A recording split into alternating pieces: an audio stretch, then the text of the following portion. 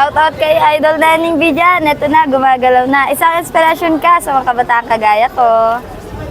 What's up sa inyo mga katrupa? For today's video, isa na namang kabataan ang magbibigay inspirasyon sa atin lahat. Siya si Marilag, estudyante sa umaga, negosyante sa gabi. Nagtitinda nga pala siya ng chowpan overload na sa halagang 100 pesos, tiyak na mabubusog na kayo. Sinamahan ng chowpan rice, 3 siomai at Hungarian. Located pala sila dito sa may Villalobos Street, Corner Hidalgo, sa may Quiapo, Manila. So ano pang hinihintay natin mga katrupa? Tara at magputripan na.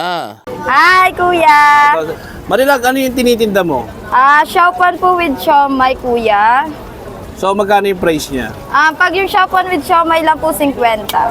Yung may Hungarian, May Hungarian po 100. Sulit na overload pa. iyon. So, sige, bigyan mo ako ng isa. Pagka in-overload mo yung siomai, pati yung yung Hungarian. Pag ito po, 100 po ito na po yung overload. 100 siya. Yes po, 100. Sige, yung overload na, ha? Sige. Thank you, Marilag. Yun, thank you. Marilag, anong masasabi mo sa mga kabataan na tumutulong sa mga magulang? Walang masamang tulong sa magulang and lalong-lalo na kung sila naman yung laging gumagabay sa'yo. Then, wag din natin kakalimutan humingi ng payo. Yes, lalo na alam natin lagi sila yung matatakwa natin. Si Nening B, di ba, siyempre, katulad mo, nag-aaral ka, anong masasabi mo doon sa, nababa siya about doon sa magulang niya, di ba? So, anong masasabi mo sa mga basher niya? Sa mga basher ni Neneng B, tawag po dito. Para sa akin, wala namang masamang pagsabayin yung pag-aaral and yung pagtulong sa magulang kasi mas maganda pa rin yung maaga kang natututo sa buhay habang kasama sila. Then, habang nagsasakripisyo sila, kasama ka nilang umaangat. Hindi lang sila, kasama ka. Yun. So, maraming salamat, Marilag, ha? Yes. Yeah, thank you.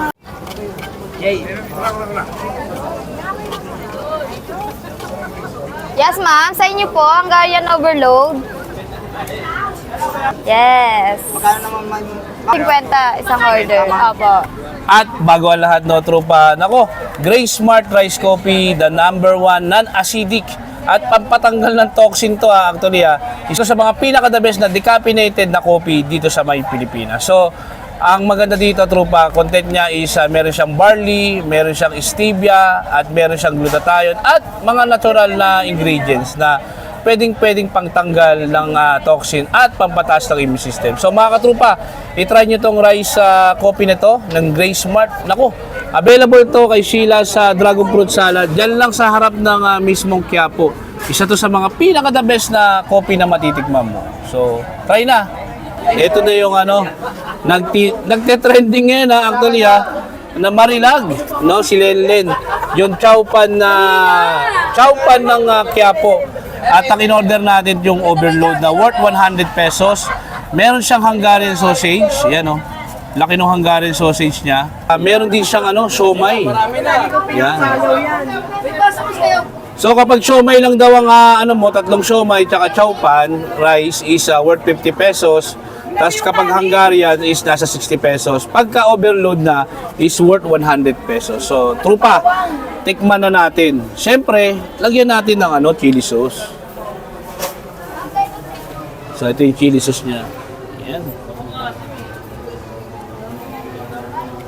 Tapos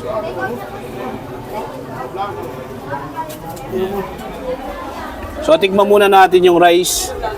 Yung chowpan niya, yung pinaka-mixed rice niya nang walang siomai. So tingnan natin.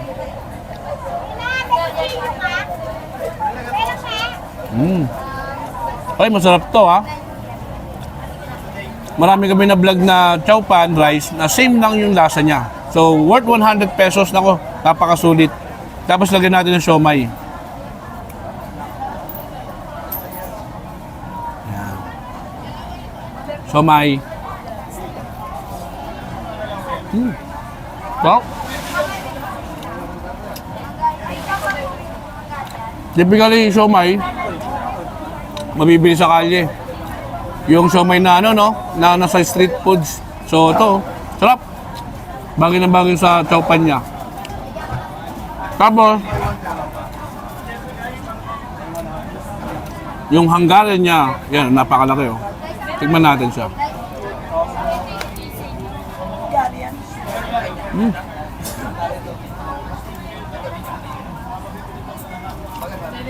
Oo. Sarap ah. Similar nung kay ano?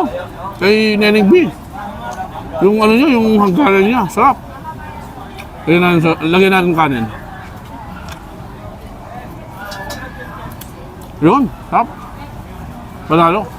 At sa mga gustong kumain, no, tropa, dito lang yan sa may Villalobos Street, corner Hidalgo. Harap lang siya ng tag dito, ng Quiapo Church.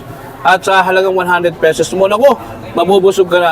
Lalong-lalo dito sa Quiapo ha, karamihan ng masarap na street foods nandito na ngayon sa Quiapo. So, hanggang dito na lang tropa. Kakain pa tayo, busin natin to. Masarap kasi. Bye-bye!